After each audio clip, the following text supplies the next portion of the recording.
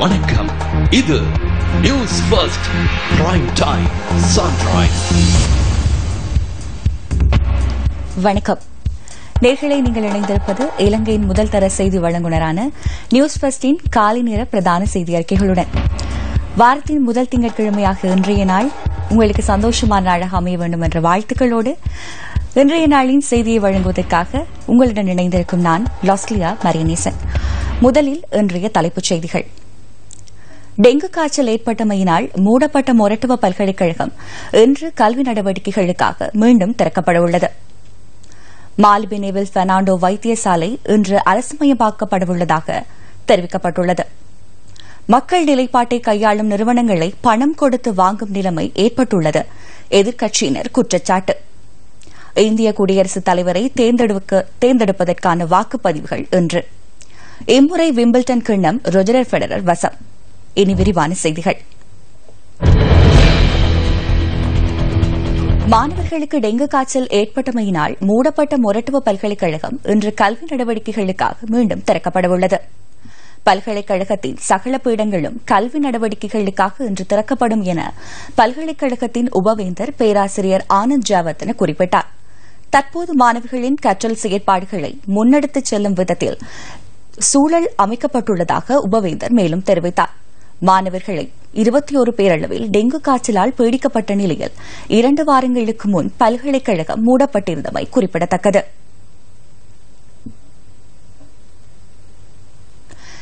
ஊழல்கள் தொடர்பில் எதிர்க்கட்சியினர் தெரிவித்த சில கருத்துக்கள் அரசியல் மேடைகளில் இவ்வாறு அவதானிக்க முடிந்தது.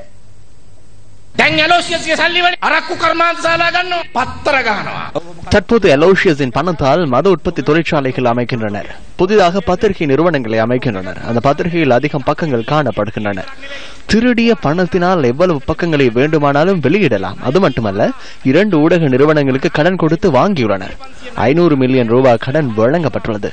வேண்டுமென்றால் அவை எவை என குறிப்பிட முடியும்.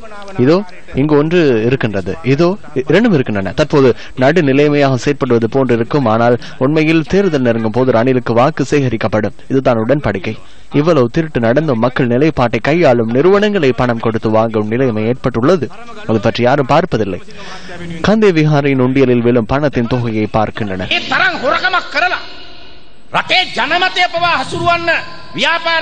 මිලදීගෙන ඒක හොයන්නේ නැහැ.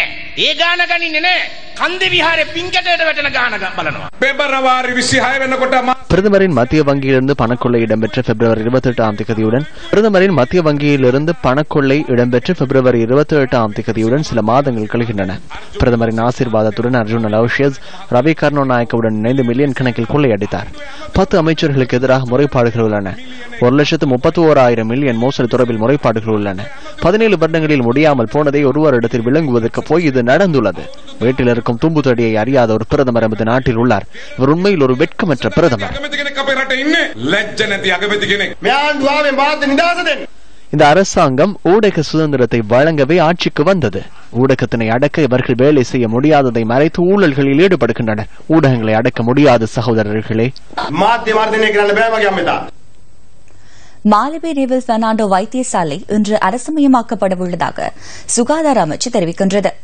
மாலிபெனேவில் பெர்னாண்டோ வைத்தியசாலை இன்று காலை 10 மணிக்கு ஜனாதிபதி மைத்ரிபால சிறிசேன தலைமையில் வைத்தியசாலை வளாகத்தில் வைத்து உத்தியோகபூர்வமாக அரசுமயமாக்கப்படவுள்ளதாக சுகாதார அமைச்சு தெரிவித்துள்ளது. அடுத்த மாதம் 1ஆம் தேதி முதல் இந்த வைத்தியசாலையில் சுதந்திர வைத்தியசாலையாக கருதி செயற்பட முடியும் என சுகாதார அமைச்சர் ராஜித சேனாரத்ன தெரிவித்தார்.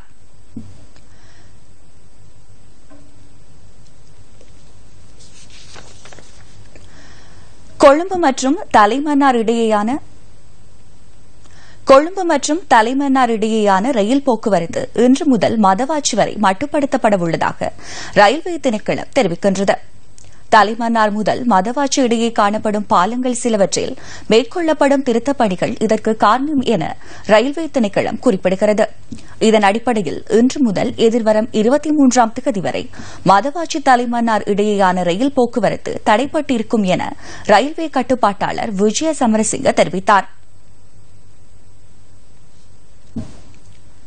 டெங்கு நோயாளர்களுக்கு வழங்கப்படும் டெக்ஸ்ட்ரான் 40 எனும் பெயருடைய மாத்திரையை விநியோகிக்கும் வீதம் உயர்வடைந்துள்ளதாக சுகாதார சேவைகள் பிரிவு தெரிவிக்கின்றது.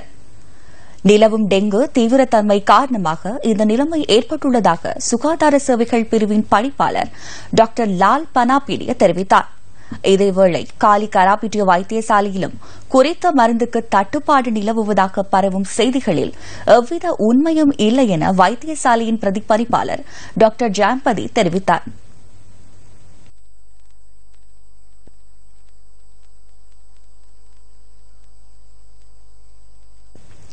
இத்துடன் காலை நேர பிரதான செய்தி அறிக்கை நிறைவடைந்தது. தொடர்ந்தும் எங்களுடைய மணித்தியால செய்திகளை 10:25க்கு எதிர்பாருங்கள். வணக்கம். Hotline 0114-896-896 www.newsfirst.lk. Feedback at newsfirst.lk.